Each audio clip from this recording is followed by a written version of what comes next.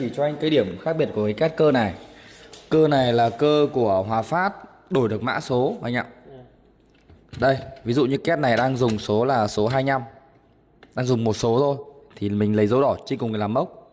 Mình xoay số 25 theo kim đồng hồ như này. Một lần anh ạ, 3 lần anh ạ, 2 lần. Đấy. Và chú ý là khi xoay đi không được xoay ngược lại. 25 ở đây. Thì cái mã là mình đã mở được rồi. Anh xoay chỉ này là mở được luôn. Đấy. Và cái mã này là mình có thể thay đổi được. Thay đổi một số cũng được, mà thay đổi 3 mã số cũng được. Bên trong thì là đây.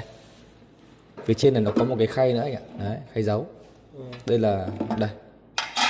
Đây là có trúng âm. Đây là phiếu bảo hành, hướng dẫn sử dụng, chia đổi mã. Đấy. Loại này thì chống cháy các thứ đầy đủ hết anh ạ. Đấy. Gọn gàng.